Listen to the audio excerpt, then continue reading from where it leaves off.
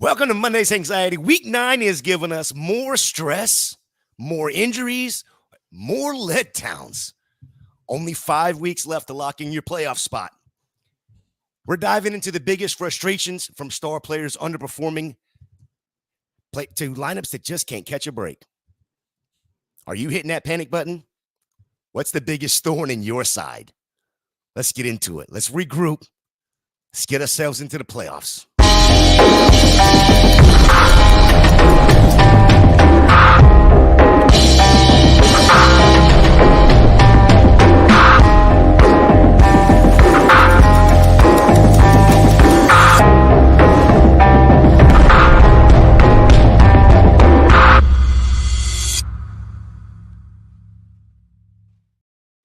It doesn't matter how mad I am on a Monday morning.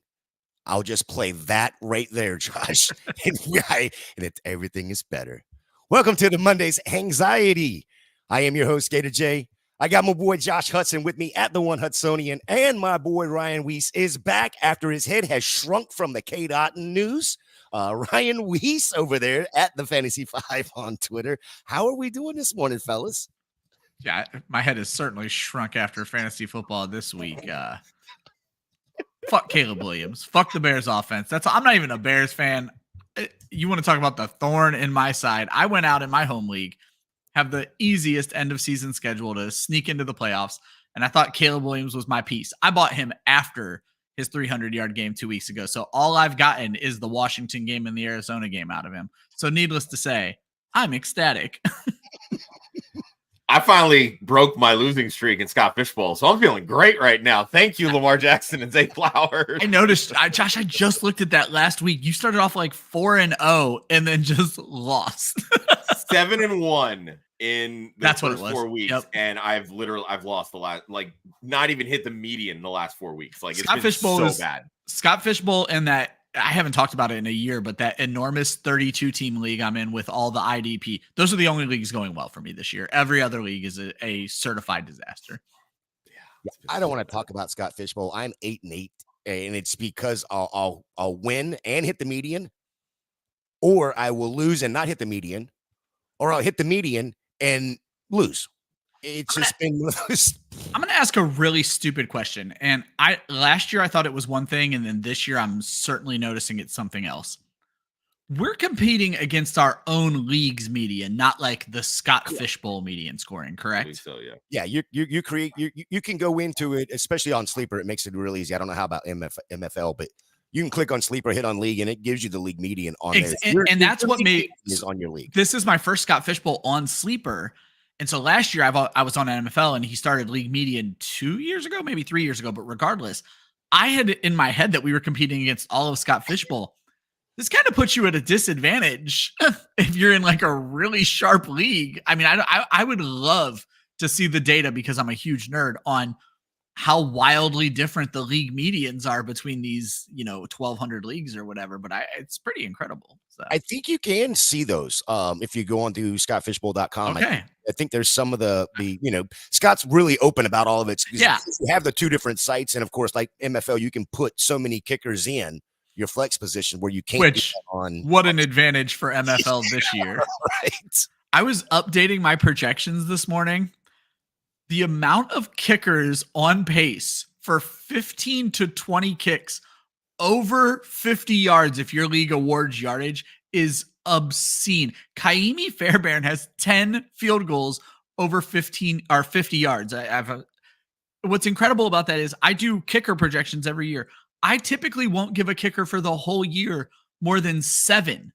Kaimi Fairbairn has 10 at the halfway point. It is wild what's going on with these kickers this year.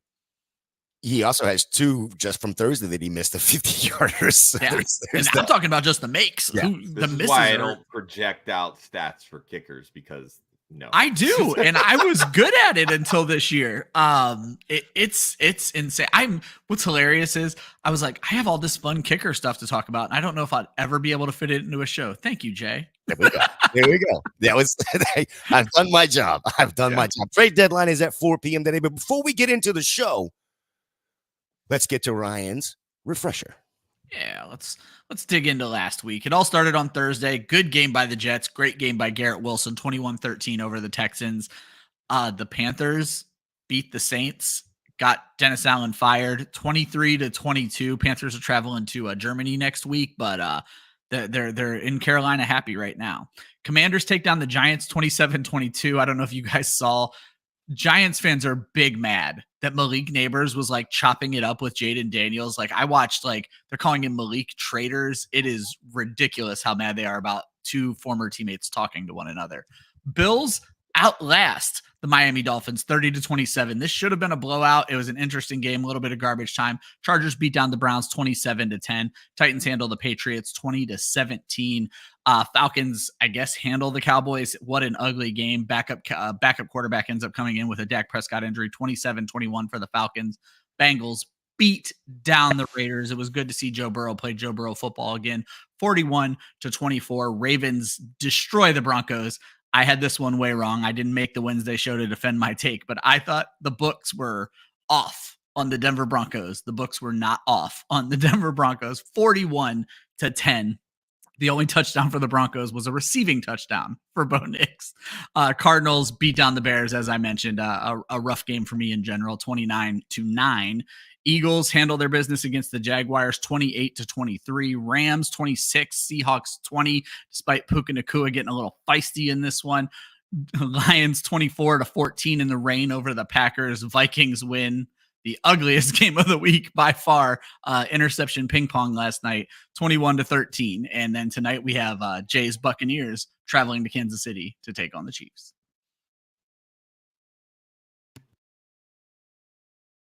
Oh, I can't hear anything you guys are saying. I don't know what's going on. That's my fault. That's my fault.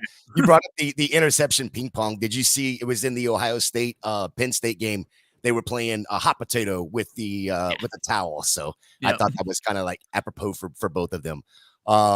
Josh, I skipped over your segment just because I didn't want to see this beautiful thing that you now have to adorn the screen with. Oh, yes. So let's talk about some trophies back there. Josh. Fancy pants. Going on? Yeah, this is our What sister the site, hell? Women of Fantasy Football and Trophy Smack. Get yourself some nice little swag and show that you too are a champion for women of fantasy football. Head over to Trophy Smack. Yes, this is the rose gold, gold plated with. You can change the actual belt itself, like the color. They've got a lot of different options, and then of course customize it with the WOFF logo, the hashtag, and because it's a movement, So yeah, amazing. It's a nice little customized belt that we've got here. TrophySmack.com/WOFF, WOFF. Get all of your achievement-based needs, championship belts, rings, trophies, wall smack, so you can decorate your offices, hallways, kids' rooms, whatever it may be. Trophy Smack has all of it. And every commission that we earn through this affiliate link, it's going to help women go to a lot of these NFL events, i.e. Super Bowl, the Combine, NFL Draft. We're lucky enough to be able to send women to these events, and we want to be able to help them so it's not coming directly out of their pocket. And this is a great way to do that. So go to TrophySmack.com/WOFF. Any and all shopping you do goes towards that cause. You can hit the links in the descriptions of the podcast feed that you're listening to or on the YouTube channel that you are watching. So again, TrophySmack.com/WOFF. Pick up this nice little fancy belt because it is fire. I think the next thing that we need to get, Ryan, is from Trophy Smack, where you can customize your own fantasy loser. With it's Dak Prescott saying we fucking suck. Yeah, I'm just glad that that I backed off of my positive Cowboys takes before this season. I have to go back and see who I terribly overprojected, but so far I don't feel like I've been super off. I certainly underprojected some people, i.e. Malik Neighbors, but I don't know that I overprojected too many people. I don't know. I feel like the Malik Neighbors is starting to course correct a little bit because he hasn't been too hot lately. I was going to say, he looked good this week, though. It's just Daniel Jones is a fucking tragedy. I think I saw a statistic. He had 0 passing yards in the first half of that game. And a touchdown. Yeah. Well, yeah. We're going to bring that up a little bit later. Thanks for spoiling that, Ryan. No problem. Sorry. Thanks for reading the show sheet, Ryan. I get my picks in. I get my kid to school. That is my morning. Ryan's like, screw this show sheet. I'll just put in what I want to say. Yeah, No. I'm Joe Zolo in that way. Normally at this point, we'd be talking about some birthday shots, but fortunately, it is Tuesday, and we get to talk about some breaking news. Yeah. Josh, you want to talk about some breaking news? Sure. Late last night, after their another dreadful offensive performance, the Las Vegas Raiders fired 3 of their offensive assistants, including the offensive coordinator they never should have hired to begin with, Luke Getsy. Because let's face it, he sucks. Absolutely. I don't know what Luke Getsy is good at, but it is not offensive coordinating. I don't know. He was a former quarterback. He played quarterback at University of Akron. I don't know if maybe he's there's good... your reasoning right there. Yeah. I could get a scholarship at University of Akron. Come on. All right, hater. I went to the University of Akron, everybody. The second I heard that this dude, I did not play football for the University of Akron. The second I heard that this dude was a coordinator, I was like, the Akron quarterback. And I know there are guys out there who are better coaches than they are players, but I was taken aback. And so far he has proved my pre-thought completely correct that he is a disaster. So he's not good at all. I mean, granted, look, doesn't have near the skill position players that he did really in Green Bay when he was a quarterback's coach. Wasn't great even in Chicago. They made something with Fields and DJ Moore last year, but the offense itself has just been a disaster. The lone bright spot is Brock Bowers, but he was a top 13 pick in the NFL draft. He was supposed to be good. So it's nice to know that good players can supersede bad coaching. But yeah, this offense is a disaster. The Raiders are likely going to have a top 5, top 7 pick in the NFL draft. And hopefully they can figure something out on offense because I don't want to see Brock Bowers get wasted. And also, the Saints decided this morning they finally had enough of Dennis Allen and his subpar record.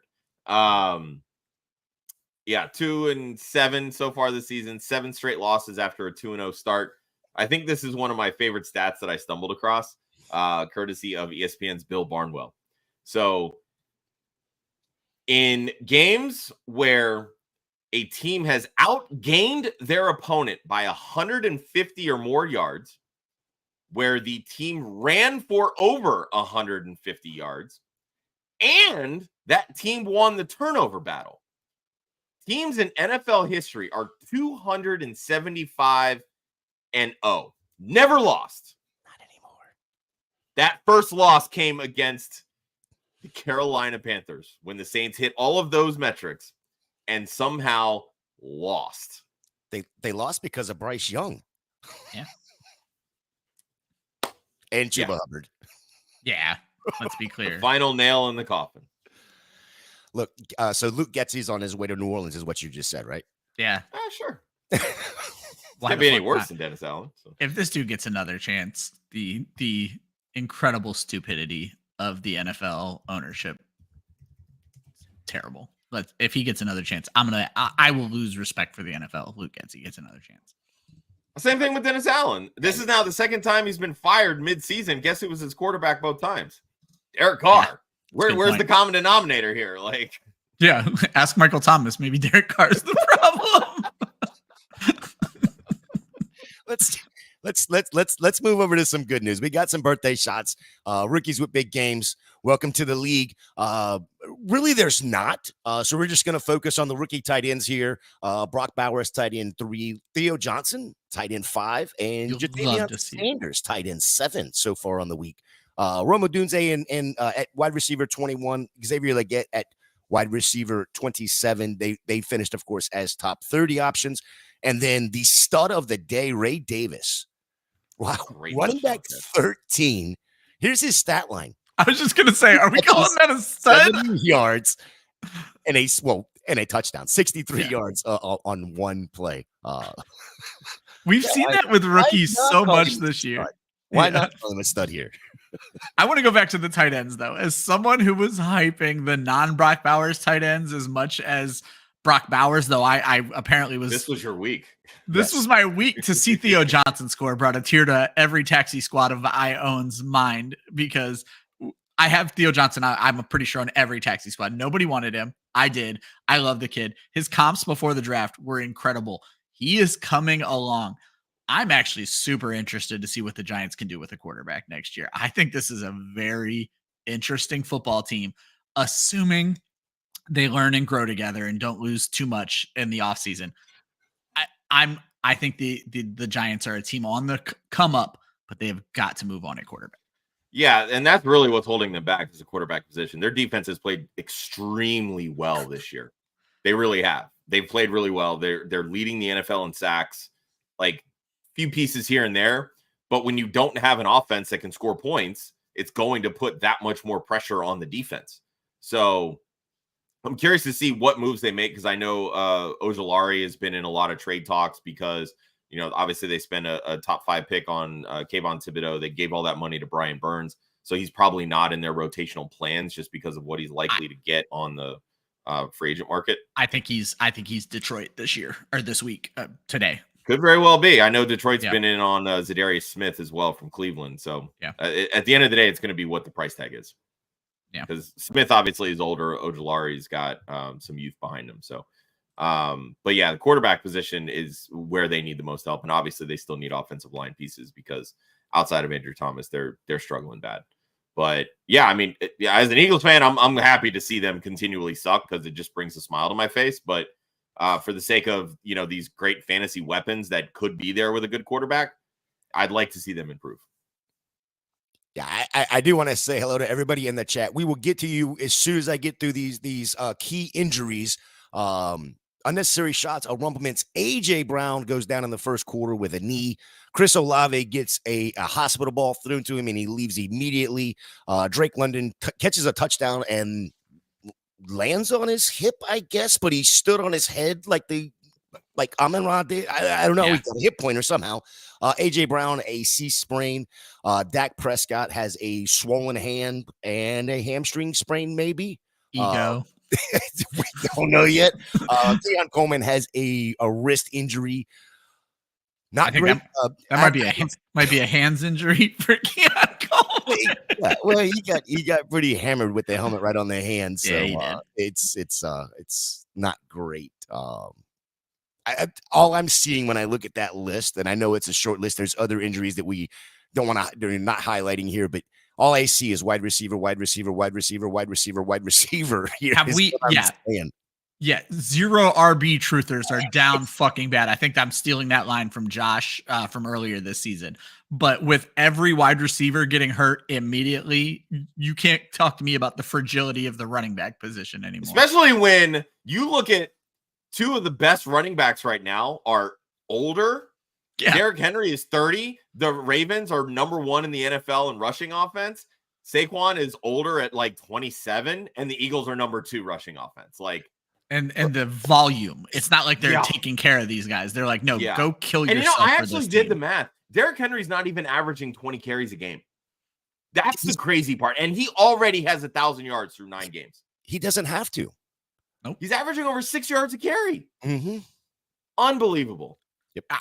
I'm mad at last year. We were waxing poetic about what Derrick Henry would have looked like in this offense last year. We could have been looking at this for 2 years. I want as much of this offense as I can get. But I don't even think his age matters right now. Because that's true. This is what he's he might play till he's 40 in this offense. Good Lord. Oh, good morning, Caesar. How are you? Survived Puka and Branch getting ejected. London's injury. Caleb's terrible game.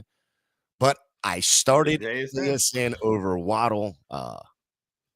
This just makes me jealous and angry a little bit because I didn't survive any of that. No, I did survive the Puka ejection. Because you didn't have JSN. That's true. Actually, no, I did.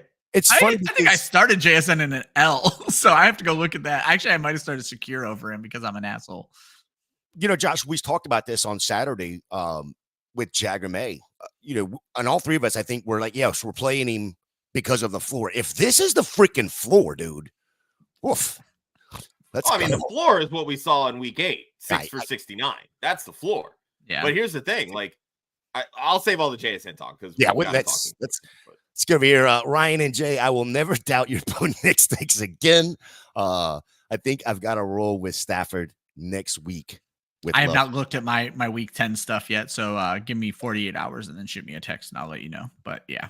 Yeah, Stafford's on a bye though, so you may be stuck there. I'm sorry, Love is on a bye. Yeah. But also absolute pain of having Mixon, Adams, Chase Brown, who actually came back and played very well, Amon-Ra, just to lose to Zay and Saquon. Saquon with the backwards hurdle that's pretty cool. It's pretty incredible. Again, stealing talking points, Jay. What the fuck, man? Yeah, well, I'm sorry. I didn't read the show sheet. I'm following Ryan and Joe's. You guys suck at this. We panicked a little about Kenneth Walker. Did nothing on 25 touches. Geno continues to turn the ball over. O-line is atrocious. Seems like TD regression has killed him. Yeah, I mean, 86 yards on 25 touches, still 3 targets in the passing game. Didn't give any work up to Zach Charbonnet. This was not a positive game script for him. Geno Smith could be a problem, but all in all, I'm not panicked about Kenneth Walker. He's a back-end RB1. When he scores touchdowns, you're really happy, plain and simple. So couldn't have said it better. What's up, fellas? Bo Nix catching touchdowns now, though? I honestly thought about Millie when I saw that happen. I'm like, Millie's going to be insufferable because there's nothing a bigger Bo Nix fans, and now he's the second best wide receiver. I love that he and Cortland Sutton are the second best wide receiver, and Sutton's the second. The two best options on that offense. Yeah, because Javonte Williams is getting phased out quickly, it looks like. Yeah. Hate Waddle and more. Bum screwing me every week. We'll talk about Waddle a little bit more here, but we did hit on him on Saturday too. Drew Lock plays. You expect a bump for Malik Neighbors. Yeah. I think they're going to see more downfield passing, which is going to be positive for Neighbors. Honestly, Wan'Dale Robinson probably gets sent to a shallow grave with Drew Lock because I just don't think Drew Lock's going to take the safe underneath stuff would be my concern. So, yeah, same. I mean, Drew Lock's been known. He has a big arm. He's not afraid to throw it downfield. But at the end of the day, it really just kind of depends on what kind of plays that Brian Dable's going to call up because, the offensive line isn't working. That's why a lot of the short passing has been a thing for this offense. And over the last month or so, that's been what's killing Malik Neighbors is because he's such a downfield threat and they're just not getting him the ball because they don't have time to get him the ball. That was really a lot of my concerns with Malik Neighbors heading into the season. He shot out of a cannon the first month of the season. Hasn't been much since. Yeah, I think you get a little bump. It's somebody that can at least throw the ball. George, I'm glad I didn't make the AJ Brown trade, and he's calling you and me out, Ryan. I'm still making that trade. I don't think he's going to be out very long. Yeah, I don't think the knee injury is serious. So, yeah. I'm not buying the JSN stuff until we see it with DK. It's not just DK. This was a favorable game script. They had to throw the ball so much in this matchup. So what you're seeing from JSN this week isn't JSN forever, and I know we're going to talk about him later. And let's see, we got another one here from the Smitty. Trade Rhamondre and Laporta for Bowers and Mostert, or trade Rhamondre and Amon-Ra. I'm looking to upgrade at tight end and wide receivers hurt. If you can go get Amon-Ra for Rhamondre Stevenson, fucking do it. I was just going to say, I don't know which one of these I like better because both of these guys are guys you need to move. But I think you have to get Amon-Ra St. Brown in this trade. Absolutely. I want Bowers, but you can build Brock Bowers in my Stream of the Week article. You can't build Amon-Ra St. Brown. He says his other RBs are Monty and Chase Brown. Rhamondre Stevenson here's the thing. Josh is going to tell you later. Rhamondre Stevenson is a sell. You need to sell this dude for that price immediately. So if someone values him like that, take the highway robbery. I have so much Rhamondre right now. I need to get off this show because if that's the value in the fantasy world, I have trade offers I got to send out because holy shit. What's funny is I have Rhamondre and Laporta. And you were ready to fight me when I said sell Rhamondre. It's the other one I have the problem with. Yeah. But I have Rhamondre and Laporta on a team together. Apparently I need to have some trade offers sent out right fucking now. I want to bring this up. I need a tight end for Njoku's bye week next week. Don't have anyone to drop. Would you trade JSN or D-Hop for Evan Ingram or Andrews? PPR. My other wide receivers are Tyreek, Kupp, McLaurin, and Mooney. D-Hop for Ingram. Maybe Andrews because of the week 14 bye, because I think Ingram has he already had his bye, right? Yeah, No. the Jags have already had their bye, haven't they? No, they didn't take it after the back-to-back London trip. So I think the Jags are week 11 next week. 12. I'm fine moving D-Hop. If you're trading JSN, this is the biggest week of his season. This is not you enough can do better. for JSN. Yeah. This Yeah, is you plenty can for do better D-Hop. for JSN, but that's for me, for D-Hop. I agree. Yeah, for me, it's Ingram. I think Andrews is. I mean, not that Ingram's not hit or miss. All tight ends are hit or miss, but I would go get Ingram in this. Yeah, with the injuries to Christian Kirk, Ingram makes a lot more sense from more consistency perspective. Getting Deontay Johnson, he's only going to get worked more into that Ravens offense. The tight ends have already been inconsistent. I'm fine doing D-Hop for Mark Andrews because I feel like that would be what the other manager would want to give up. I don't know if they own or they roster both of them, but I agree with you, Ryan. The preference would be Evan Ingram over Mark Andrews. Yep. Fantasy sports. Should I hold or drop Olave, Waddle, Hopkins? Hold or drop Olave. You can Waddle. drop Jaylen Waddle at this You can point. drop Jaylen Waddle for Tillman immediately. Quentin Ooh, Johnston. McConkey's out there too. Sutton. Leggett. Downs. Well, I don't know about Downs anymore. I was pretty high on Downs going into last night, but I think I'm not sold on Quentin Johnston. That's going to be later on in the show. McConkey or Tillman are both must adds. You have to drop Waddle to get one of them. I'm a little bit more torn on the other ones. Yeah, I would kind of rank them Tillman, Sutton, McConkey. That's how I would rank those guys. And the reason that I say that, I didn't even see Sutton. Oh my God. Yeah. And then honestly, with the concussion, Olave is going to miss the next 2 weeks. Shit, man. You might drop all three and go get the three Josh just said.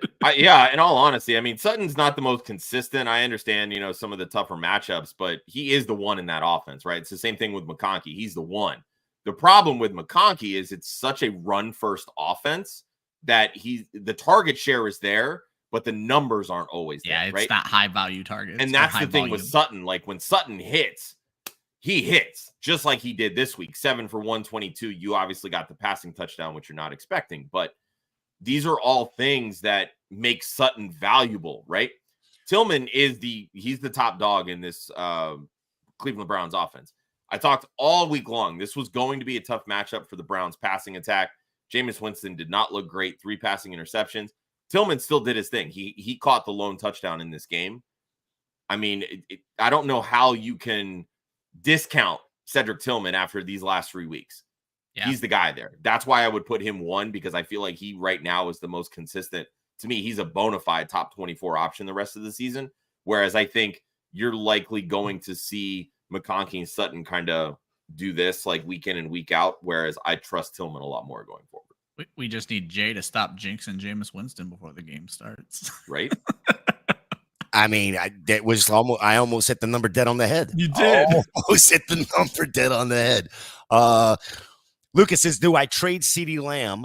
If so, who do I get in the trade? I'm not looking to move CeeDee Lamb. No.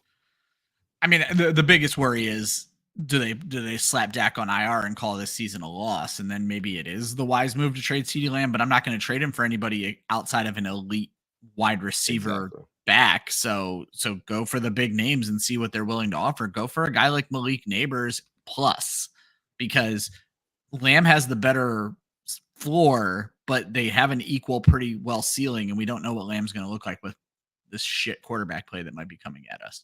Well, and that's the thing, and it really just boils down to how significant is the hamstring strain, right? Like, yeah. I mean, if it was just like a small tweak and they just held him out because Dallas wasn't going to win this game, that's one thing. But if it's something that could linger for 2 to 3 weeks, yeah, Lamb becomes a lot more volatile at that point. But I mean, he's currently wide receiver 4 on the season. Like, yeah. Would you pivot off of Lamb for Terry McLaurin? I'd probably want McLaurin plus. McLaurin's but again, like that's what I'm getting at though. Like, but McLaurin's wide receiver 7, right? Drake London's wide receiver 5. I'd be fine pivoting down to Drake London just because I like that offense a lot more, but he too is dealing with an injury, right? Yeah. Look at Amon-Ra St. Brown, wide receiver 8, Zay Flowers, 9, Jaden Reed, 10, Like, I'm not. How far really, are you willing to go down? Yeah, that's a good point. That's the point. Yeah, that's the point. You're not giving up CeeDee Lamb. It's kind of what I'm getting at the end of the day. Nico Collins plus. I don't know. I think there's some interesting trades out there if you're willing to trade CeeDee Lamb. I like the Nico Collins thought there because maybe that's somebody. Maybe you might be able to get a lot more because right now in points per game, Nico Collins is wide receiver 1. Yep. All right. I'm going to do something a little bit different here. I want to move on because we don't want to go 2 hours again. So I'm going to hold some of these other questions. If you have pressing questions, make sure you hit that super chat for us. We will absolutely move you to the front of the line and get that taken care of. And while you're at it, go ahead and hit that like and subscribe for us. Let's get into the shots of espresso quality performances that got their juices flowing. And Josh, unfortunately, I was going to take this guy, but I just knew you had him. So let you. Oh, that's all right. I would have pulled rank on you and took it for myself. It's okay. You're that big of a dick. But Jaxon, Smith-Nijgba, JSN did the damn thing. He was wide receiver 1 on the week, 37 fantasy points, saw 13 targets, caught 7 of them for 180 yards and 2 touchdowns, including the one that tied the game that brought him into overtime. Look, we've talked for the past 2 weeks, DK Metcalf injuring his knee in week 7. This was going to be the time for JSN to shine. Didn't really do much in week 8. This was the opportunity given how the game script took place, right? They needed to throw the football to keep up. Geno Smith ended up throwing 363 yards, 3 touchdowns, and 3 interceptions. So a lot of this back and forth, this is what brought JSN to the forefront. But there were a lot of people, and we talked about this on Saturday. Is there the ceiling with JSN because of how he is used in this offense? We all knew that this was going to be the time for him to shine, but it hadn't really lent itself to that because of how Seattle was using him in this passing attack. Heading into this game, JSN had a career yards per route run of 1.23. Absolutely disgusting. They do not use him downfield. So it was good to see them actually use him downfield. This is the potential. This is why he was the first wide receiver taken in the 2023 NFL draft. He has this level of ability. So now it's up to Seattle's coaching staff to actually use him this way. If you can use him this way with DK Metcalf, that's only going to make this offense better. And if you roster JSN, you've got to be licking your chops if Ryan Grubb says, look at the things that I can do now. Yeah, exactly. JSN posted the third 7+ reception, 180+ yard, 2 touchdown game in Seahawks history. DK is not on that list. No. Tyler Lockett and Steve Largent. Ooh. So just thought you'd like to know that little stuff. I was hoping it was going to be Doug Baldwin. I love when we can fit him into any conversation. That would have been awesome. Ryan, who's your guy? I'm going to start with Tony Pollard. And this could have been head scratcher of the week, but I checked the show sheet. Apparently we switched things up to keep from going 2 hours anymore. But this could have been head scratcher because where was this Tony Pollard when he was the lead back in Dallas? Maybe Dallas has sucked for longer than we're giving it credit for it, and we were blaming Pollard a little bit too much. 28 carries in this game. My man goes from might not play to 28 carries, 129 yards. He is averaging over 20 carries per game, Josh. It's funny you brought up that Derrick Henry isn't averaging. Tony Pollard is over the last 5 games and 10+ fantasy points in 4 of those 5 games. However, let me pour a little water on this real quick. He is still, with all that work, only the RB16 in fantasy over that span since week 4 because they don't score touchdowns and they don't throw him the ball. So this is one of those situations where it's great to see him on the volume, but is he really that great of a fantasy asset? I was just happy to see him play well, over 5 yards per carry, if I remember correctly. He did all these things when we had been saying for a while now that he could not be a feature back, and maybe he can be. Yeah, it hurts feelings that he's not getting in the end zone. Yeah. I think that's where the issue is when it comes to fantasy. Josh, who's your next guy? Yeah, you did have a touchdown call back. Josh, you're muted. On purpose, probably. Sorry. Pollard did have a touchdown called back, so it could have been a lot better. So there's that. All right, who's your next guy, Josh? I say it's you, Josh. My next guy is Zay Flowers. Couple of great TDs, big time touchdown catch yesterday, 6 targets, 5 receptions, 127 yards, 2 touchdowns, finished as the wide receiver 3 on the week at 29.7 fantasy points. Look, I remember back in the offseason during our Ravens preview episode, and my big thing was, man, all these guys feel pretty appropriately drafted based on ADP. We're seeing the ceiling now with Zay Flowers because of what Derrick Henry has brought to this offense and how he has helped improve this running game. Henry's averaging over 6 yards per carry, has over 1,000 rushing yards in 9 games. Zay Flowers is able to do it because Lamar, they can't stack the box now. They absolutely cannot stack the box because of Derrick Henry and what Lamar brings to the table. Yep. Mind you, Lamar Jackson had 4 rushing yards this week. 4. That is like the most un-Lamar Jackson stat line I've ever seen in my life. They're willing to throw the football, and Zay Flowers, even with the acquisition of Deontay Johnson, who only played 17 snaps and only ran 6 routes this week, Zay Flowers is the unquestioned wide receiver 1 in this offense.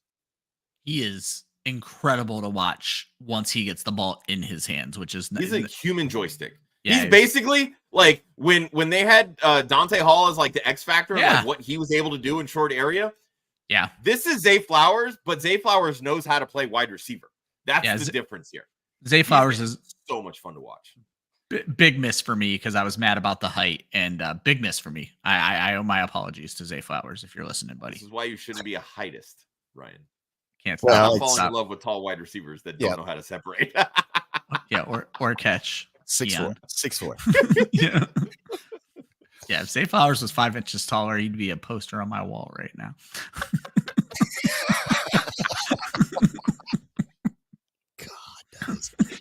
The one takeaway for me from this game was the reception that Zay Flowers had. There's no way in hell if Denver was as good on defense as I thought they were going into the game, there's no way in hell he should have went 50-something yards.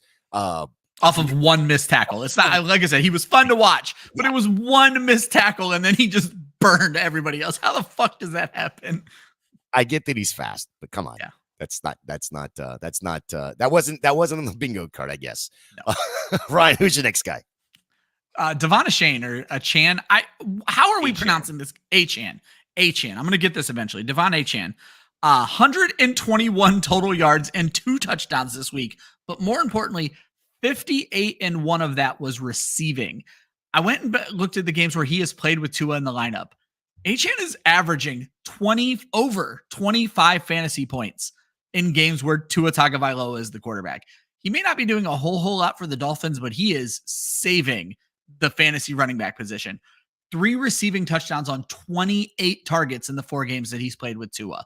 If you have a legit quarterback, Achane is a top 5 fantasy running back. But this goes back to something I said earlier in the season. I don't even remember which one of our shows it was. I cannot overstate the recklessness, the irresponsibility of Miami to not have a real backup quarterback. You have this offense that is an absolute Lamborghini, and it's already bad enough that Tua is your quarterback, but he clearly makes it work. But the fact to have nobody proven, to the fact that you had to go get Tyler Huntley off the street and start him when you have a quarterback with like life-threatening concussion issues, it's a stupid thought for an organization. You need to overpay for a premium backup. If you have an offense that has Tyreek Hill, Jaylen Waddle, I'll roll my eyes a little bit, but Devon Achane, you have these weapons, and then you're willing to just be like, oh, Tua's out. We fucking suck now, and we're going to do nothing on offense. It's maddening how bad Miami has mismanaged their organization for a team that could have been pretty fucking good and looked really fun this week. And more importantly, Achane, just a different guy when Tua's in the lineup. 100. Yeah, he might be the only running back in the league that's actually relying on a good quarterback. Yeah, the first ever QB. It is wild. Yeah. So, like you, I had to go look at the stats of this, but the target shares for the Dolphins this year, running backs and tight ends getting 63%, wide receivers are getting 37%. Oh my God, that is... And with how much money is invested in Tyreek Hill and Jaylen Waddle, that is, you want to talk about irresponsible, Ryan? That is irresponsible. Yeah. That's over all games, right? But with Tua as the starter this year, running backs and tight ends are seeing 54%. Okay. Wide receivers are seeing 46%. But here was the shocker to me. When you go back to 2023, it was completely flipped. Wide receivers were receiving almost 70% of the targets. Yep. And this year it's become a lot closer. And you still have the same wide receiver group. Quite shocking to me. Yeah. Josh, next guy. Saquon Barkley, because why the fuck not? Why not? not? As an Eagles fan, look, you kind of get tired of talking about Saquon just because he's been so good, and I don't like highlighting people the same time every single week. And it's less about the actual production. 27 carries, 159 yards, a touchdown. He added 3 for 40 and a touchdown receiving. RB1 on the week, 32.9. It's not about the production. This motherfucker hurdled a defender backwards. Are you kidding me? Yeah. Backwards hurdle over a defender and made it look like it was something he does every freaking day in practice. Absolutely unreal how everybody just discounted him because of the injuries that he dealt with in New York, and how New York didn't prioritize him because they wanted a quarterback and all this other stuff. Smart people were saying Saquon Barkley was going to transform this Eagles offense. Yep. That he could have a Christian McCaffrey level bump for this offense. We are seeing that. He is the RB2 in fantasy right now behind Derrick Henry. I was going to say, behind the most incredible season we've probably ever seen. At least I mean, recently, he's on pace to do what Adrian Peterson did coming off an ACL injury. That is what Derrick Henry's on pace for right now. But like, yeah, and Millie brings up the don't discredit the spin move. This, like, that run itself was just absolutely fantastic when you watch it. All I gotta say is the power of the Kelly Greens, because I feel like every time those Kelly Green jerseys get brought up, magic freaking happens. But like, it will never stop baffling me how an organization will prioritize not even an average quarterback, a below average quarterback over an elite running back. It just makes zero sense to me. I remember when it happened. We probably spent a half an hour of the show trying to understand what the fuck they were thinking, because it was the worst decision in Giants football history. Imagine this team right now with a quarterback and Saquon Barkley to go along with Malik Neighbors and a rejuvenated Wan'Dale. We're probably talking about the Giants winning the fucking division. Yeah. And that $40 million a year quarterback, his first half stat line, 6 attempts, 4 completions, 1 touchdown pass. First time in over 600 games or 600 days in MetLife Stadium. Yeah. 0 passing yards. How does that happen? What are we doing? Saquon Barkley, you deserved better in New York. I'm so happy you're in Philly, brother. You're getting into Philly. 3 hours south. Yeah, I was going to bring it up too. I'm glad Millie did, because that spin move before he did that backwards hurdle was like just Madden wouldn't even put something like this in. No. That is how unrealistic that if you put that in a video game, people would be like, I'm not playing this anymore. It's NFL exactly. And now they have every reason to do it because it legitimately happened in real life. Did you see the post-game presser where he was talking about who was talking? It was the coach was talking about. It's like, yep, now you're gonna see people trying this in backyard football. Same thing with like the one-handed catch with OBJ. Like now everybody's doing it. Yeah, somebody's gonna end up doing this and then getting killed. Yes, tearing their ACL. No, they're gonna tear their scrotum. Are you kidding me? It's gonna be bad. It's gonna be bad. Somebody's gonna end up landing on their head, and it's not gonna be good. Ryan, what's your last guy? God, I forgot we got so caught up here. I'm going all the way back to Thursday. Have a day, Garrett Wilson. 10 targets, 9 catches, 90 yards, 2 touchdowns. Best catch of the year, if you believe it was a catch. I do believe he was in by a shin. I don't know how your shin touches before your knee. It fucking happened, at least the way I see it. We had, that's why. Exactly. We had the big debate on how were these roles going to transform with Davante Adams, and we thought to an extent Wilson's volume was going to be safe. We undersold it like crazy. 60 targets in the last 5 games. Now, that's not all with Davante Adams, but I have that for you. 60 targets in the last 5 games. He is the top wide receiver in fantasy over the last month. In the last 3 games with Davante Adams, 27 of those 60 targets. He's the wide receiver 3 in fantasy. If a player is good, he's fucking good. He was never the problem. I don't know that Davante Adams being there is or isn't the problem. We needed Aaron Rodgers to take his head out of his ass and play some football, and he at least did that this past Thursday. The folks that bought low on Garrett Wilson just have to be ecstatic right now, because this is what you were hoping for, is that Adams wasn't going to kill him. He was going to free him. And we were worried, that Rodgers would force feed into his guy, and that's just not happening. I'm loving what we're seeing for the New York Jets right now. Yeah, I mean, I saw Davante Adams posted on his Instagram about like Rome not being built in a day. Like the offense really looked like it was finally clicking against Houston. And you look at their upcoming schedule. Garrett Wilson has a legitimate chance to finish as the wide receiver 1 overall. Like, which will just be hilarious. Yeah, if this target distribution between the two, and really, it's not that much far apart these last 3 games. It really isn't. It's just Garrett Wilson is producing the way that Davante Adams really wasn't those first 2 weeks, right? Because he's been with Rodgers this first year. Davante Adams is getting back into the swing of things because they've been apart for the last couple of years. Well, right? and Adams had those games off before he came in. Adams is working himself back into shape at this point. So. Exactly. Yeah. If this Jets offense gets going, Aaron Rodgers could also finish as a low-end QB1. I say, unfortunately, they're not going to catch Buffalo, but hey. No, I mean, draft pick. They could try to sneak into the playoffs, but we're not talking about that. We're talking about fantasy. That's all. Exactly. Oh, okay. But yeah, on the season right now in total points, Garrett Wilson is the wide receiver 3 behind Chase and Jefferson. So this was the potential that we all saw from him. Here's what's hilarious, Josh. I focus so much on the short term because I would have never thought he was the wide receiver 3 for the season. He's at 17. He's at 17.4 fantasy points per game, which that puts him down to wide receiver 8. Which honestly, that's what I had him ranked at preseason. Yeah, like this is what we thought. Like it was going to be like the ascension years for Drake London. Now with a competent quarterback, with Garrett Wilson, with a full season of Aaron Rodgers. Like this is what we wanted to see.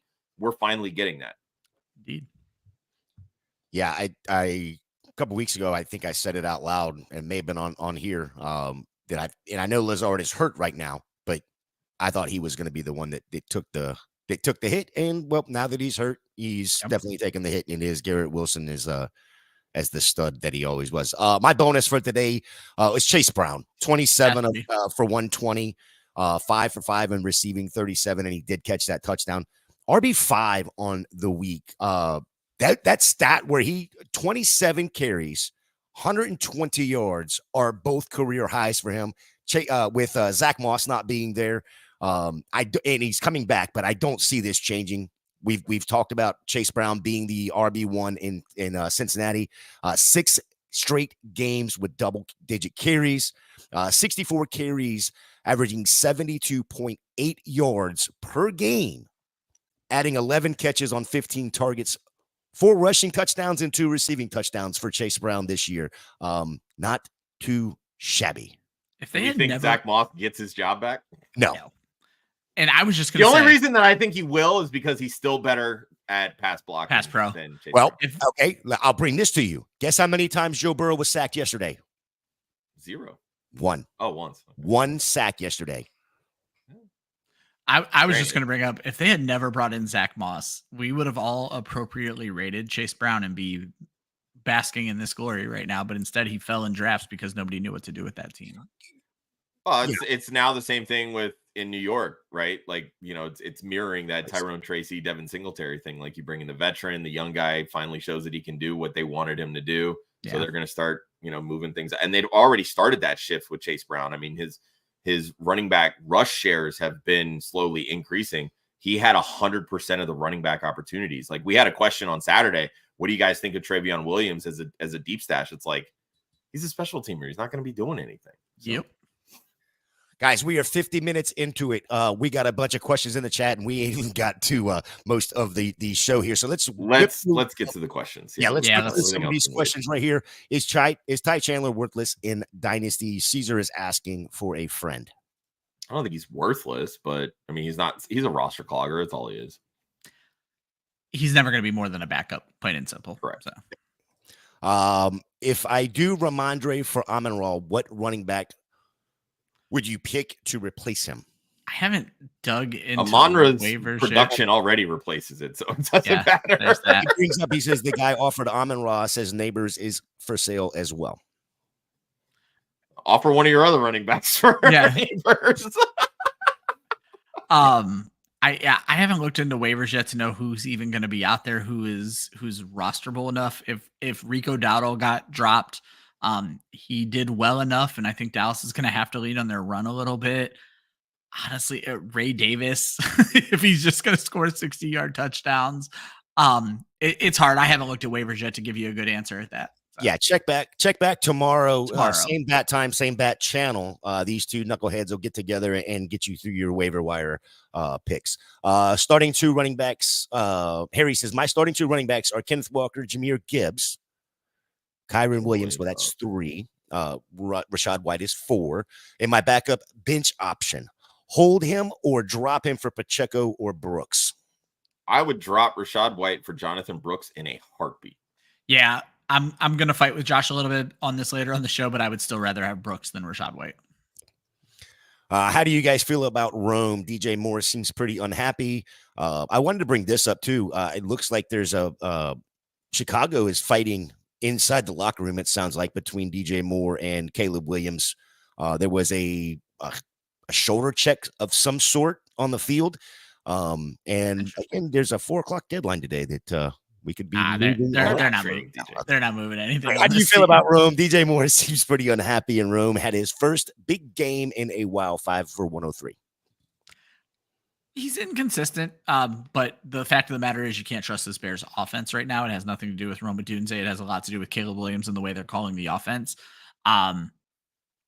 Odunze was still 3rd in targets. Keenan Allen led the wide receivers in targets. He just didn't do shit with them because he's an old man, but he's still clearly the most trusted by Caleb. And I think that's just Caleb not being allowed to or not wanting to sling the ball. So, yeah, I mean, anytime you're dealing with a rookie where he's got 2 top pass catchers in front of him, this is the level of inconsistency you expect. It was never going to be year 1 for Rhamondre unless one of those guys got hurt and missed the rest of the season. And he is going to be so good next year, Rhamondre. Yeah, I mean, it's pretty clear that Rhamondre and Caleb Williams have developed some level of a bond, and they're going to be a fearsome duo in years to come. It's just not going to be with Shane Waldron as the OC, and probably not Matt Eberflus as the head coach. Yeah. But it's much more of a keeper league, dynasty league focus for me with Rhamondre. This year, this is kind of what you're going to get. You're going to get a lot of these, spike weeks and boom bust type. Yep. IP14, he's up 11.5. D-Hop left in a PPR. His opponent has Mahomes 4-point passing. Does he win? I think this is going to be Mahomes' get-right game, so I'm going to say no. But if a lot of those touchdowns go to D-Hop, you definitely have a chance. I was going to say, I actually think you are going to win in a 4-point because I think you're going to get maybe 20 points out of Mahomes tonight, and I think you can get Hop at 9 pretty easy. So, yeah, I think you win. Yeah, I'm with that. I got Hop until Mahomes runs in 2 of those touchdowns. Well, then the second he runs 1 in tonight, just wrap it up. Don't look at your score anymore. You lost.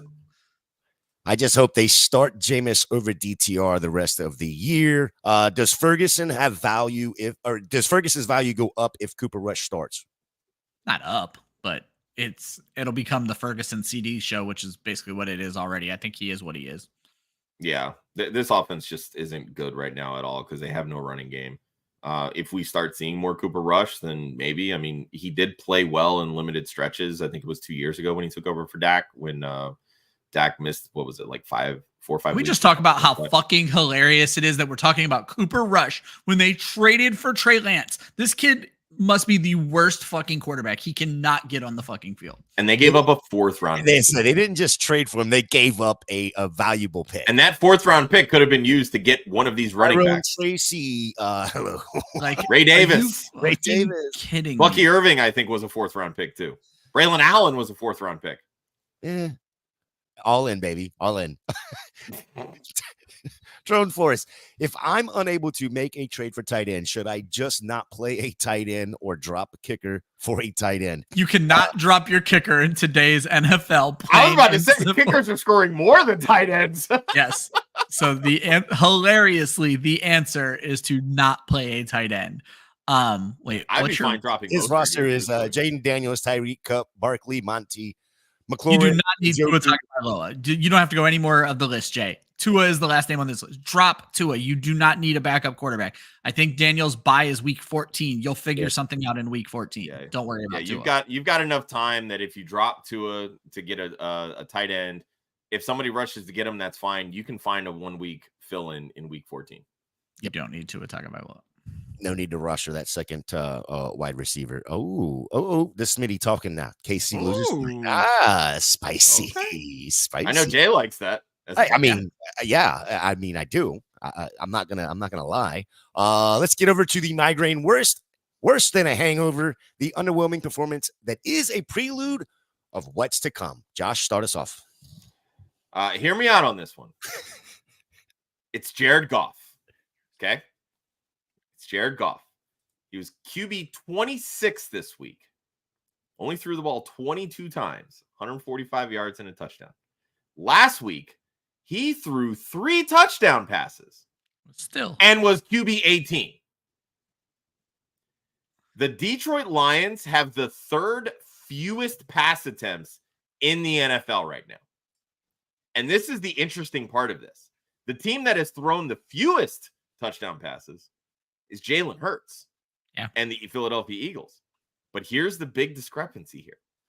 Jalen Hurts runs the football and scores points via the run. You don't say. Jared Goff is a statue. Okay. The Lions have the 9th most rushing attempts in the NFL. And mind you, they've already had their bye week. Okay. Goff's remaining schedule at Houston versus Jacksonville, at Indy versus Chicago versus Green Bay versus Buffalo, at Chicago again, and at San Francisco in your fantasy football championship in week 17. There's only 2 good run defenses on this team or on this schedule. Legitimately good run defenses. Yeah. Detroit is going to pick their spots when they throw the football. They're a running football team. And my last point here, Jared Goff might win you a championship, might win it, because you can throw against San Francisco, and they're a pretty solid run defense. But Jared Goff ain't going to be the one that gets you there. I can tell you that right now. In my Goff article, Josh, I wrote before the season, I wrote the exact opposite of that line. I said he might get you to the championship, but he's not going to win it. I was worried about these 2 games, so I'm just laughing as I'm reading that. But it goes to show you how things change in season because of injuries, ineffectiveness, all of these different things.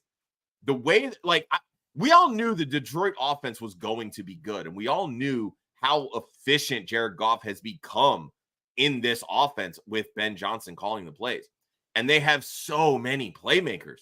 All Jared Goff has to do is get him the football. The passing touchdowns are there. He's 9th in the NFL in passing touchdowns. Passing yards, he is 16th. Yeah. And he offers nothing with his legs. Nothing at all. We all thought he would be a low-end QB1. You could balance your roster and pick late at quarterback. Jared Goff is at best a streaming option. And I think that's even generous to say because, again, QB 16, QB 18, QB 17, that's not winning you weeks. Nope. Yeah, we talked about it on Saturday. I mean, part of this offense, the only parts of this offense that I really truly want to roster outside of Amon-Ra St. Brown is either one of these running backs. Yep. Nothing else. So, yeah. Ryan, who you got? I'm going to say Jaylen Waddle. And this is really just because I wanted to laugh at his stat line. 2 catches, 2 targets. Not good. -4 receiving yards. What? But he did score a touchdown. So we had 0 yards leading to a passing touchdown. We have -4 yards leading to a receiving touchdown.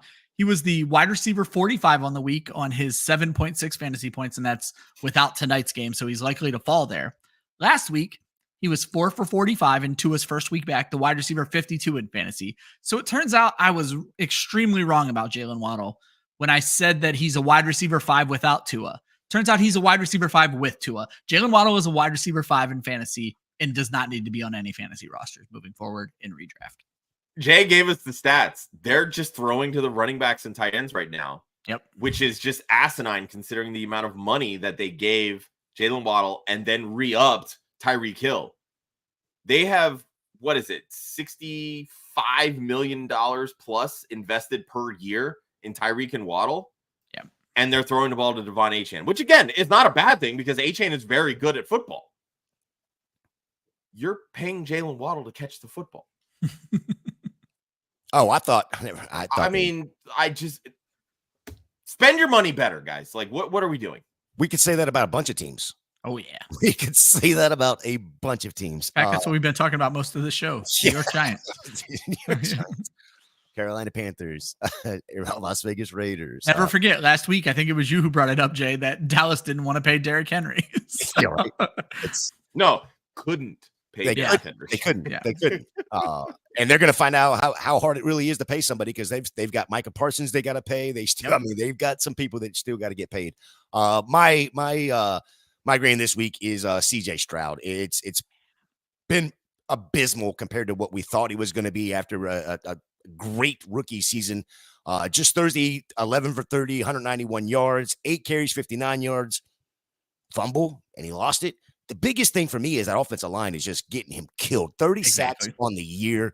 He's averaging 14.5 fantasy points per game.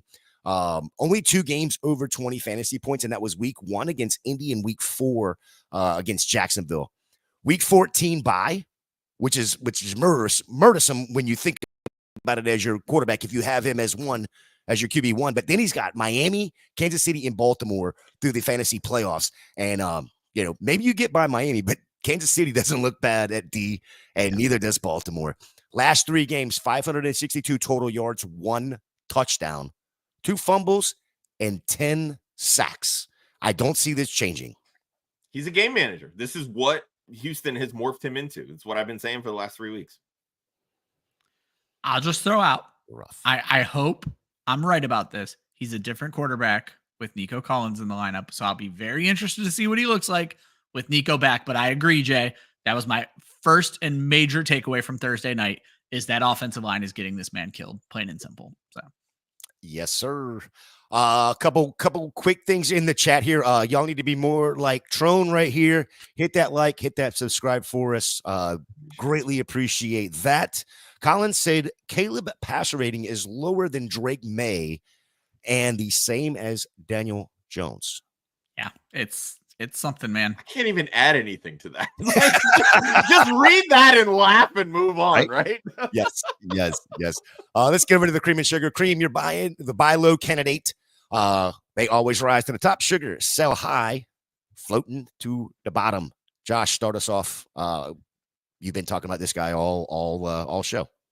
Yeah, my cream here, my buy low candidate is Jonathon Brooks, and here's my biggest reason why. Okay, Chuba Hubbard on the season in total points, RB9. Running backs can succeed in this offense, and we've seen it in previous seasons. Okay, this offense is going nowhere. This team is going nowhere. Nowhere. Right? They have no reason to not give Jonathon Brooks an opportunity. Okay, I understand the injury concerns. I understand we're not trotting him out there for a 70% rush carry right away. That's not going to happen, and I don't see that happen. Okay, this is going to be somewhat of a timeshare, but the talent always wins out in the end.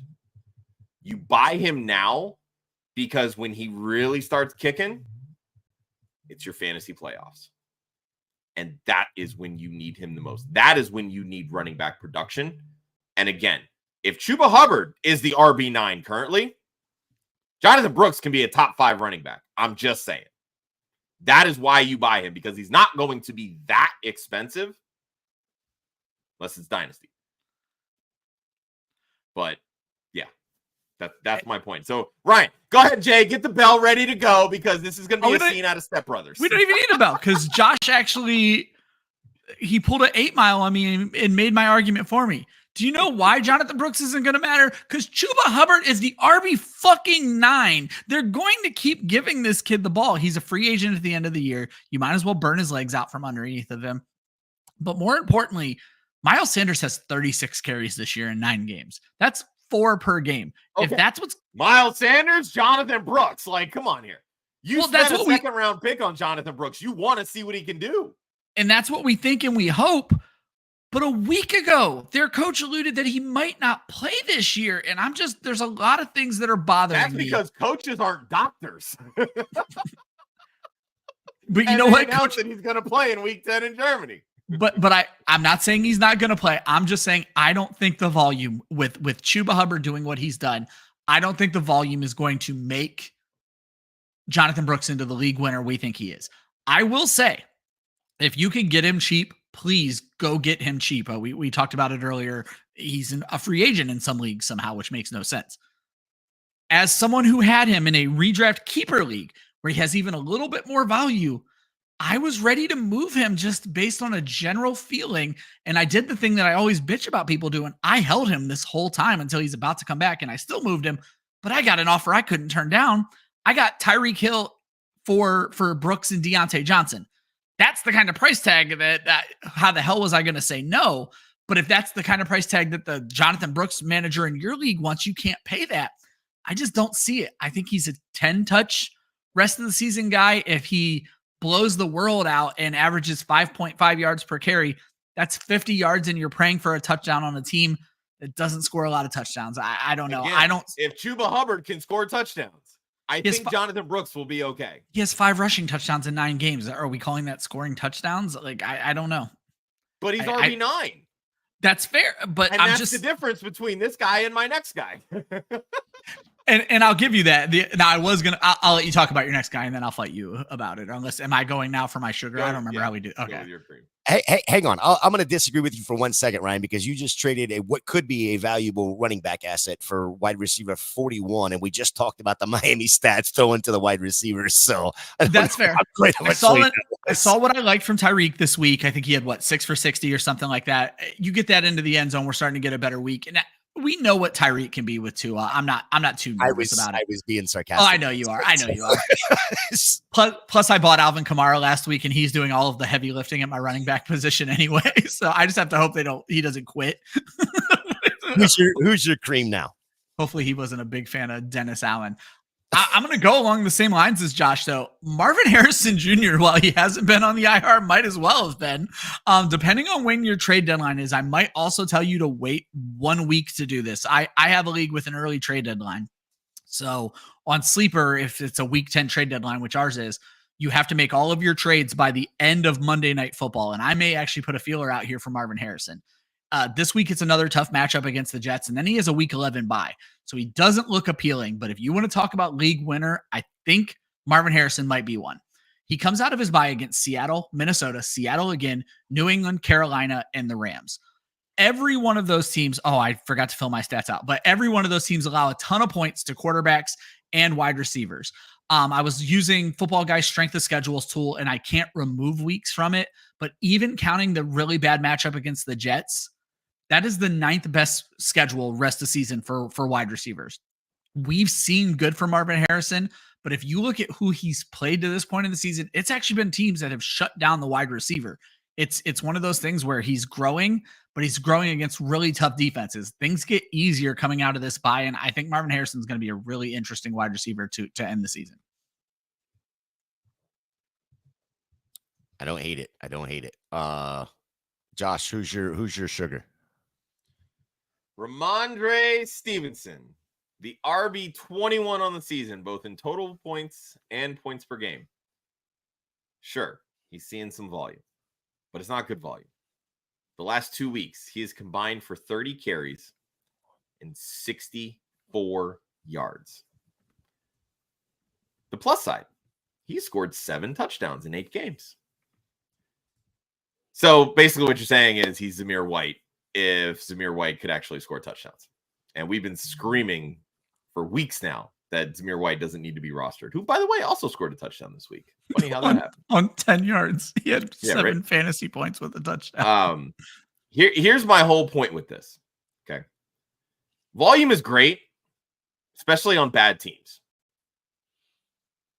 But if you're relying on someone to score touchdowns on a bad team that has a hard time scoring touchdowns, that is the type of volatile fantasy asset that I do not want. Because, again, it's a bad offense. It's a bad team. Yes, Drake May has been better for this team, but they're still not great. And they're still not scoring a ton. So what happens when these touchdowns finally start shifting to the wide receivers or the tight ends, which they happen to use quite a bit? Now you have a dead asset that is not helping you. It's RB21, like he's an RB2. That's fine. Sure. You take those touchdowns away, he's barely an RB3. Yeah. 11 seconds is what Drake May had to get him that touchdown at the end of the game. I'm not going to argue much with this one because I didn't move Rhamondre, but I did upgrade my running back spot because of the inconsistencies. But I did update Josh's name here on StreamYard because Josh hates touchdowns. We dealt with this with Kyron Williams, and we're dealing with it now with Rhamondre Stevenson. I don't think the touchdowns are unsustainable. He scored his touchdowns in like 5 different games out of 8 or 9 games. I think he's going to keep scoring. That's just my thoughts on Rhamondre. I don't think Josh is the only one that hates touchdowns. I think those zebras hate them too because they throw a flag every time somebody gets one in the end zone. But that's beside the point. That's true too. Who's your sugar? For me, it is. We were talking about this earlier in the show. Josh Downs. If the window is still open after this week, go ahead and sell. This offense is ass. Plain and simple. It doesn't matter who the quarterback is. Someone said if Joe Flacco's the answer, what was the fucking question? Because it was not good last night. The schedule actually gets really rough to end the season. These guys have Buffalo, the Jets, Detroit, Denver, and Tennessee all still to play, plus that week 14 bye that we've been dreading for other players. Hopefully his 2 touchdown game from last week still carries a little bit of weight. And facetiously, I added in my notes, go buy Rhamondre Stevenson or Chuba Hubbard if Josh is selling. Don't you worry, Ryan. I got a trade offer for you coming.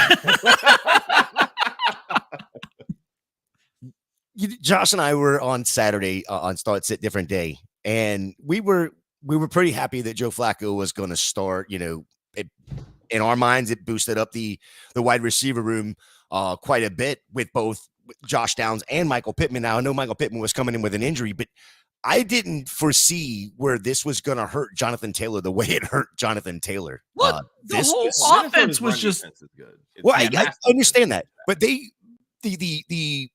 Flacco throwing the ball was just he was throwing hospital balls too. Well, he looked like a 39-year-old quarterback. I was just going to say, and we said this same shit about him after his first few starts in Cleveland. I just hoped we were going to get the second first start out of him because like he took some time off and now we were going to get it again, but we did not. I still think at the end of the day, they're going to be okay with Flacco. I mean, Anthony Richardson wouldn't have looked any better. I mean, Brian Flores is one of the premier defensive coordinators in the NFL. Can I just say that Jay's camera froze at the most inopportune fucking time ever? Because I thought he was sitting there doing that this entire fucking time and was like, holy shit, bro. Jay, can you hear us? Yeah, I didn't think so. I was like, what is he doing? Why is that happening? But yeah, I think it just sucks that we're about to have to do his stat of the day because it's such a good stat. When he just said he lost power, so. Okay, so he's not going to make it back for this show. So I'll jump in here. His stat of the day is actually super interesting. The Lions are 2-0 over the last 2 weeks. What they've been outgained by 150 yards or more, which is hilarious, Josh, because it kind of plays into that stat you found on the opposite side of things for the Saints. The rest of the NFL in games where they were outgained by 150 yards is 0-26, and the Lions have won twice in the last 2 games. You also have the Bears are 0-18 on the road in Sunday games with Matt Eberflus as the head coach. That's a little rough because that's kind of half your fucking games every season. Pretty much, yeah. You play on Sunday, so.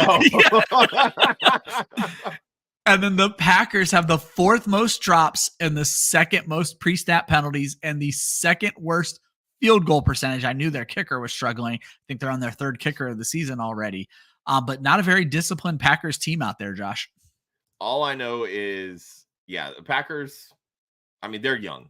And that's going to come with a lot of hiccups as a result. Yeah. But with the Bears, let me tell you, if Matt Eberflus is not penning a letter to the commissioner to only have Thursday and Monday games, right, he's doing life wrong. I'm done with this shit. All my road games are on Thursday or Monday. Exactly. It is the reason we started the show. The segment is called Chill the Fuck Out. It is the really bad or really good game. And towards the middle of the season, I think we tend to lean on the good games. It's just a blip on the schedule. Don't freak out and think these players are great. Josh, go ahead and get us started. Yeah, for me, it's Mike Gesicki. Look, T. Higgins was ruled out. He's going to be a non-factor once T. Higgins comes in. An interesting stat I found from JJ Zacharysen's data dump. Gesicki's target share per game without T. Higgins in the lineup, 19.7%. His target share with T. Higgins in the lineup, 5.2%. Yeah. He basically takes over that number 2 role, and he does it so well because he plays in the slot where T. Higgins does not. So he's able to create a lot more mismatches for this Bengals offense, and Joe Burrow has every reason to take advantage of that because defenses are going to key in on Jamar Chase, which again, if you roster Jamar Chase and you saw that Joe Burrow had 5 touchdown passes, you had to be salivating. Wrong. That went to everybody else. Yoshi Voss caught 1. Gesicki caught 2. It was all the supporting players except for Jamar Chase. Very frustrating, but yeah, Chase didn't have a great game. The Chase Brown and the Yoshi Voss, it was his only catch of the entire fucking game. So right. Yeah, definitely didn't go the way you wanted to go. For me, it's Quentin Johnston. I think people are going to get back on their hype train, and I'm just going to remind you, do you remember how bad you wanted to sell him after week 3? This is your opportunity to do so again. 16 targets and 10 catches in his last 4 games. So don't get real happy about this big game. The last 3 games too, right? But those are his last 4 games played, not just the last 4 games of the season. Those are the only 4 games he's played this year, right? Well, no, he had 2 other games. He's played 6. Anyway, though, Cooper Kupp put those numbers up this week. It's a low volume passing offense. Lad McConkey, as Josh pointed out, saying that Quentin Johnston is Cooper Kupp. No, but what I'm saying is Josh, stop stepping on my jokes here. I'm just saying a receiver did that this week. And it took Quentin Johnston 4 games to do what Quentin Johnston is 25% Cooper Kupp is what the joke I'm trying to make here. Lad McConkey has him by 10 targets in those same 4 games. That doesn't even count Lad McConkey's games where Johnston was out. In the same 4 games where they played, he's out targeting this guy by 10 targets. He's the second fiddle in a run first offense. His game is boom or bust. I'm always about, and Josh, we've talked about this on the show. You have to trade boom or bust guys after a boom week and try to get a little bit better player and work your way up the ladder, if you will. 100,000% agree with that. That's just how you win fantasy. Get people to buy into the overall numbers. All right, Josh, let's knock out these last sets of questions before we go ahead and end the show on Underdog. Oscar wants to know about the rumors of Sanders and Herbert trades. Now, I assume he doesn't mean for each other. No, right? Okay. I was gonna say I assume Sanders is going to get moved. It'll be interesting to see where he ends up. Herbert's kind of the same situation. The trade market for running backs, Josh, I felt like was really good at the beginning of the season. Right now, I had 2 landing spots in my head that I was talking to someone about this weekend. I don't even remember what they are. I feel like there's just not that many great landing spots in the NFL for running backs right now. Yeah, Dallas is one. Dallas needs to make a trade. And in all honesty, Khalil Herbert makes the most sense simply because of Sanders' contract. Herbert's still on his rookie deal. Obviously, this turmoil that's going on with Ezekiel Elliott being a suspended for this game because, missing meetings or whatever it may be. Yeah. Obviously, Zeke is growing frustrated with everything that's going on right now in Dallas, and who can blame him? That's not why he wanted to come back. He wanted to come back so he could win and play with Dak because they are good friends. But like Herbert to me makes the most sense there. For Miles Sanders, honestly, I've been leaning on this. I think KC is a great spot for him. I think he would fit in really well behind Kareem Hunt, especially because you're looking at Kareem Hunt, who's an older back. He's been basically in and out of the league really for the last few years, and not coming on to teams until late in the season. He's not even averaging 4 yards per carry. He's basically been doing it off of volume and scoring touchdowns here and there. So I think getting a solidified backup, because we don't know what's going to happen with Isaiah Pacheco, and working Sanders into that rotation a la, Samaje Perine, who again is a very good passing down back and a great pass protector, I think Sanders becomes an instant upgrade over Carson Steele, that third wheel in that offense. Yeah, I was looking at teams. The other one is the Raiders. I can't imagine they're buying, but I don't even know if Zamir White's the actual problem with the Raiders or if the Raiders are just the problem. So the Raiders are the problem. Stephen George said, will we rather have Marv or DJM? For me, it's very easily Marvin Harrison Jr., Josh. Yeah, I just don't know what the deal is with the Chicago offense and how they're utilizing DJ Moore. It's just really frustrating. Yeah, but for the reasons I lined out, Moore isn't giving you enough right now that you can't suffer for one more bad week of DJM and his bye week. But if you're buying Marvin Harrison, just make sure you're ready to eat that bye week next week. Josh, do we want to address the utter collapse of the Eagles defense in the second half yesterday? I'm glad somebody brought this up because I was really trying to find a way to fit it in the show sheet, but none of the topics that we had really kind of fit with it. I mean, being up 22-0 and then giving up 23 points and still figuring out how to win that game, it's a level of resiliency. I get that. The thing is with this defense, they've been absolutely fantastic the last 3 weeks prior to this game. Yeah. And the passing game or pass defense has been phenomenal. Run defense has been phenomenal. Everything has been working. But you also have to understand this is a very young secondary. Yep. And anytime you're dealing with a young secondary, no matter how talented they are, Quentin Mitchell has been fantastic. Cooper DeJean, since becoming the starter, has been otherworldly, shutting down everybody. Rookies have lapses, but you also take into account, too, defensive coordinators, they start to play a little further back. You know, it's maybe not quite a prevent defense, but they're going to start giving you more of that middle of the field. They're not going to play as aggressive. And I didn't get to watch as much of this game as I wanted to because of work, but in my head, that's what would make the most sense. Now, obviously, going back and rewatching it'll tell me a different story, but they shut down the running game, which is what I figured they would do. Yeah. And even Trevor Lawrence didn't have great passing numbers. I think it was only like 169 yards. Yeah, 2 rushing touchdowns. The reason that they got back into it was the 2 rushing touchdowns. Exactly. Yep. So, which could have changed the day for Tank Bigsby or Travis Etienne at that point, but there's always a few questions from the week that listeners ask that stand out in my head. And someone asked me Trevor Lawrence or Joe Flacco. And I came up with this whole reason why Joe Flacco was going to be better. Turns out they equally sucked. It's just Trevor Lawrence stole 2 fucking rushing touchdowns. So I look like an asshole. Pretty much. But yeah, at the end of the day, I'm not worried about it. They'll get back into the swing of things.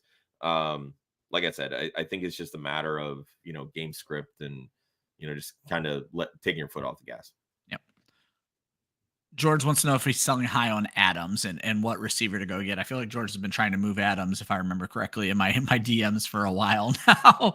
Yeah, I mean, I don't hate the idea of selling him, but he's wide receiver 27. Would you move him straight up for Jacoby Myers?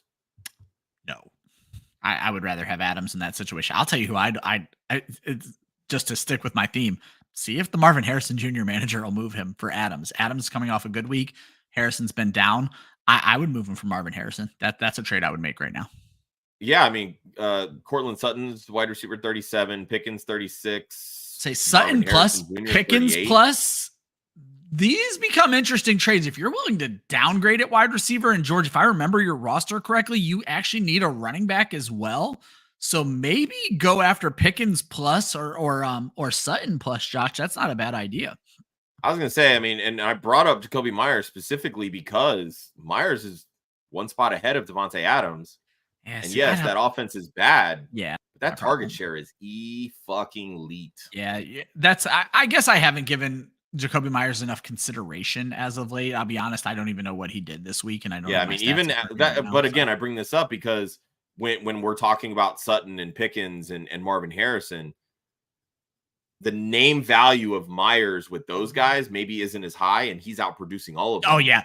Let's get Myers plus for Adams, and he's doing better than and Adams. A better plus. That's not a bad point at all, Josh. Yeah, I'll give you that. Like I said, I have to give Jacoby Myers more consideration. It's been hard figuring this Raiders offense out, and then I say I'm going to give them consideration. We don't even know what the fuck their offense is going to look like next week because they fired. Especially with another inexperienced play caller likely coming in. So yeah, and then your buddy Zach would have made Gator smile. The bakery is going to be hot tonight. Everybody just feeling the Tampa Bay Buccaneers in Kansas City tonight, Josh. I feel like that's a good segue into our Underdog read. So just remember, guys, you can sign up with Underdog right now using promo code WOFF. You're going to get a free pick and a deposit match of up to $1,000. And for Monday Night Football, we like to give you our favorite picks. It is Tampa Bay at Kansas City tonight. If you believe our chat, it's going to be Tampa Bay taking over the Kansas City skyline and painting it red tonight, or they're red. I don't even know, pewter and gold, or whatever they call their colors. Anyway, Kansas City 9-point favorites tonight. The over under this game is 45.5 over on ESPN Bet. Josh, you have you're going kicker after, if I remember correctly, you swore those off earlier this season. I know, but I'm going through and I'm looking at all the different bets. And I'm just like, really going through and looking at it. I think that, I've been saying this since Wednesday. I think this is a bounce back week for Mahomes. I think this is a bounce back week for the KC offense. But Harrison Butker, the last 2 weeks, has been over this mark. He has 3 and 4 PATs made in the last 2 games. I mean, with the get right, he's only missed 1 PAT all season. Yeah. This Bucs defense can be thrown on. I think it's going to be a lot of back and forth. I know how good the KC defense is, but I also know that Baker has not been shy about slinging it. This could end up being a shootout. And I think that's going to lend itself to some touchdowns and extra points. And I'm going to go on that same exact route with you. Patrick Mahomes, higher than 1.5 passing touchdowns. That does knock you down just a little bit. It's a 0.97. So you're losing 3% of your bet. This seems like an easy one to me, as long as he doesn't get usurped or, God forbid, run the ball into the end zone. This feels like we're going to finally see DeAndre Hopkins, Xavier Worthy, and Travis Kelce. I won't be surprised if all 3 of them get a touchdown.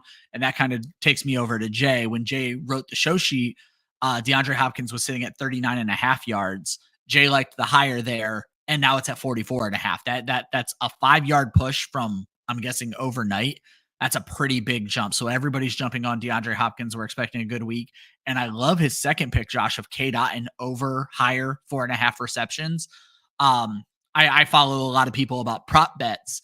K-Dot is obviously smashed over the last 2 weeks. And someone today was just talking about K-Dot's prop bet at 49.5 receiving yards. I'm starting to kind of like the reception props better than the receiving props, because sometimes you get these guys catching 5 balls for 12 yards. And at least then I'm still hitting, where you can never really predict the yardage. It's a little bit easier to predict the volume, certainly heading K-Dot's way. So just to recap, Josh likes higher 2.5 extra points made for Butker. I like higher 1.5 passing touchdowns for Patrick Mahomes, and Gator J likes higher 44.5 now on DeAndre Hopkins receiving, and K-Dot in 4.5 receptions. We're taking all hires. Guys, that is the show this week. We lost Jay halfway through the show, but you guys rode with us. We very much appreciate it. Josh, parting words for our friends. I just appreciate everybody coming in. This is why we like doing these recap shows. It's a way for everybody to just kind of get some stuff off their chest from the weekend, whether it was injuries, bad beats in fantasy, whole 9 yards. But kind of talking about like what can come next, right? And kind of perfect segue into all the great shows that we have here on Club Fantasy. So if you haven't already and you're watching this video or listening to us on your favorite podcast feed, rate, review us, throw us a like, subscribe to the channel. We're over 1,300 subs now on YouTube, which has been great. We love seeing the growth on this channel over the past 10, 11 months now. We've got myself and Ryan are back tomorrow morning with Wiretap. That's our waiver wire show that has been absolutely popping this season. A lot of great interaction on there, which is lovely to see. Our Dynasty trade show, Trade Blocked, with Dusty, Joel, and Hoove is back on Tuesday night at 9. Of course, our flagship, no pun intended, with Ryan, myself, and our co-host Joe Zolo, where we'll be previewing the Week 10 NFL games. Cleat Dreams from Women of Fantasy Football. It's Renee and Kelly, should be back this week at 9:30 on Wednesday. Thursday morning, Oh Captain, My Captain, our DFS preview show. Showdown slate for Thursday night with Austin Amendolia and myself. Thursday night, the Sneaky Flex. It's our Women of Fantasy Football Start Sit show. It is the best 15 minutes that you will have on the internet, hosted by Wendy and, of course, the Sneaky Girls, Rowan and Macy, and a great special guest this week, guys. Former NFL running back Rashad Jennings is going to be on with Wendy and the Sneaky Girls. I'm super excited to actually be back producing that show. Yeah. Funny how Josh hasn't been able to produce the last 3 episodes, but all of a sudden we get a superstar on the show and Josh has the day off of work. Funny how that works. I blame my job. My job. Been a lot of turmoil the last month or so. So, and then of course, I'm just having fun. Dynasty After Party is back this week, Thursday at 8 after the Sneaky Girls. New host with that show. Gator's going to be taking over that with Joel. And then Friday morning, DFS Academy will be dropping from Ryan and Austin, previewing the DFS slate for the weekend. And of course, starts at different day. Hopefully I get Joe back this week, but we always have guests on that show and just answering all your start sit questions. This is why we do what we do. So, and of course, right back here Monday mornings, Monday's Hangxiety. Hopefully Gator will have power by then. And then myself and Ryan. So you guys are going to find a episode of something on Club Fantasy every day of the week except for Sunday. We are here to help get you through the week. Trade deadlines are coming up. We got that Dynasty trade show, though a lot of Dynasty leagues don't have trade deadlines anymore. But guys, make sure you're checking that one out. But more importantly, you got waiver questions. We have answers tomorrow morning at 11. For Josh, I'm Ryan. Thank you guys for rolling with us this week, and we will see you next week.